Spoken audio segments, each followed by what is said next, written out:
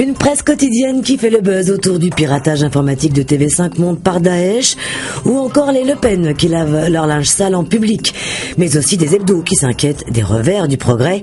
Ça n'est pas très gai ce matin. La cyberattaque, nouvelle arme des islamistes, s'affole le Figaro, après que la chaîne TV5 Monde ait été victime d'un piratage informatique revendiqué par l'État islamique. La chaîne qui depuis a repris sa diffusion normale, et en attendant les résultats de l'enquête, le gouvernement appelle les médias à la vigilance. Ça n'est pas dit qu'ils écoutent. Cyberattaque, cyberterrorisme, cyberjihadisme, peu importe le choix des mots, pour aujourd'hui en France, il s'agit là d'une vraie guerre, même si elle est invisible. Alors, une guerre invisible, sans mort ni même de blessés, ça demande quelques précisions. Aïe, les Français ne sont pas tout blancs. La France est même décrite dans un rapport Tout ce qu'il y a de plus sérieux comme un pays intolérant où les préjugés s'enracinent. Exemple édifiant dans un lycée agricole privé du Pas-de-Calais. En face d'une liste de mots, les élèves devaient y associer d'autres mots. Résultat, en face du mot arabe, on peut lire terroriste ou encore bougnoul. Et en face de juif, argent, Hitler ou encore voleur. Alors je vous épargne les mots associés en face du mot femmes et homosexuels. Bref, ils ont entre 15 et 18 ans et c'est notre jeunesse.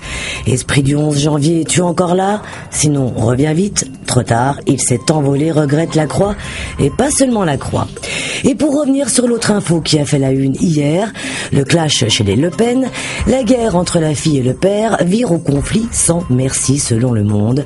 Le patriarche frontiste est convoqué en procédure disciplinaire par sa progéniture, qui a gagné le droit d'être l'invité d'honneur du 20h de nos confrères de TF1 hier. Bref, le FN continue de faire parler, mais est-ce que c'est vraiment une bonne idée? Du côté des hebdos, il n'y a pas cette semaine le grand sujet qui s'impose. Le Point titre sur la France de Finkielkraut, le philosophe qui s'interroge sur notre civilisation. L'Obs, pour sa part, s'inquiète des robots qui attaquent nos boulots. Challenge se concentre sur les meilleurs masters de nos universités. Et l'Express pense à notre libido et à notre alimentation, bref, à notre santé. Alors vu comme ça, pas de rapport et pourtant un point commun. Tous s'inquiètent du progrès et de ses revers. Et oui, le progrès fait peur et Marianne va plus loin. Un peu comme si l'ambiance n'était pas assez anxiogène, l'hebdomadaire titre cette semaine sur ces progrès qui menacent et pèsent sur nos libertés, pointant du doigt le projet de loi sur le renseignement. Initialement pour lutter contre le terrorisme, cette loi permettra aux policiers d'écouter qui ils veulent, quand ils veulent, sur la seule décision du Premier ministre.